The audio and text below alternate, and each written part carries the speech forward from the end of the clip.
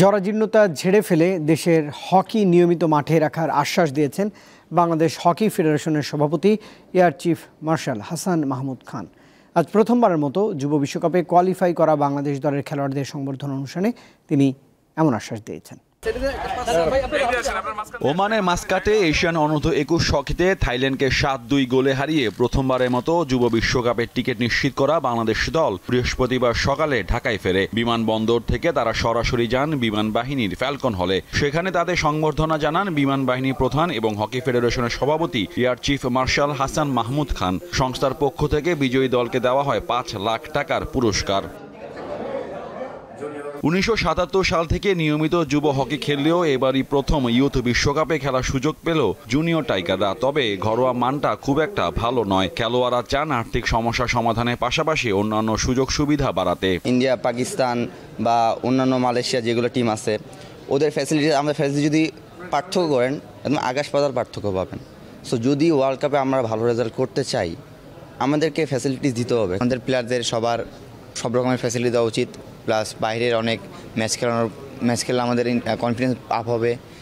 আর আমাদের যত রকমের ফ্যাসিলিটি, খেলাধুলার সামগ্রী, তারপরে আদার সাইড যেগুলো আছে সব কিছু আমাদের সাপোর্ট করলে আমরা ভালো কিছু করব। দেশের মধ্যে যে খেলাগুলো হয়, যেমন প্রিমিয়ার লিগ, ফ্র্যাঞ্চাইজি বা আদার যে খেলাগুলো, এগুলো যখন আমরা খেলতে পারবো তখন দেখা যাবে আমাদের বডি ফিটনেসটাও ঠিক থাকবে আর আমরা আমাদের নিজের অবস্থানও বুঝতে পারবো। কিন্তু হুট করে যখন আমরা একটা ক্যাম্পে যাই, দেখা যায় আমাদের ফিটনেস লেভেলটাও ঠিক থাকে না, আমাদের নিজেদের মধ্যে আন্ডারস্ট্যান্ডিংয়েরও অনেক গ্যাপ থাকে। সো আমরা যদি দেশের ভিতরে যে খেলাগুলো, এই খেলাগুলো যদি আমরা কন্টিনিউ পাই, সেক্ষেত্রে দেখা যাবে আমরা আমাদের লেভেলটাও বুঝতে পারবো, আরেকজনের সাথে যে বোঝাপড়ার বিষয়টা সেটা আমাদের অনেক ভালো হবে। ছেলেরা একটা রেজাল্ট এনে দিয়েছে, কারণ ছেলেদের দিকে তাকানোর দায়িত্ব ফেডারেশন, স্পন্সর বা সরকারে যারা আছেন তাদের, যে এই ছেলেদের সামর্থ্য আছে এবং তার প্রমাণ তারা মাঠে দিয়ে আসছে।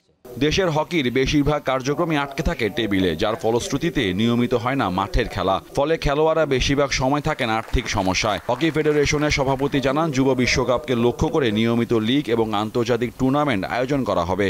ইনফ্রাস্ট্রাকচারাল সাপোর্ট দরকার, সেটা এই মুহূর্তে একটু দুর্বল। ঠিক বলেছেন আপনি, এটাকে আমরা সচল করার চেষ্টা করব।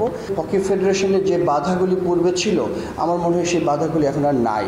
এখন আমাদের ইন্টেনশন ইজ ভেরি ক্লিয়ার। আমার যে অ্যাডহক কমিটি এখন আমরা করেছি, সেই অ্যাডহক কমিটির উদ্দেশ্য একটাই, হকির উন্নতি। আর কোনো তাদের ব্যক্তিগত স্বার্থ বা কোনো ইন্টারেস্ট নাই। 2025 সালের ডিসেম্বরে ভারতে হবে যুব বিশ্বকাপ। তার আগে বিশ্বের অন্যান্য দেশগুলোর সাথে ফ্রেন্ডলি ম্যাচ আয়োজনের কথা জানান হকি ফেডারেশনের সভাপতি। মোহাম্মদ হাসিব, দীপ্ত স্পোর্টস, ঢাকা।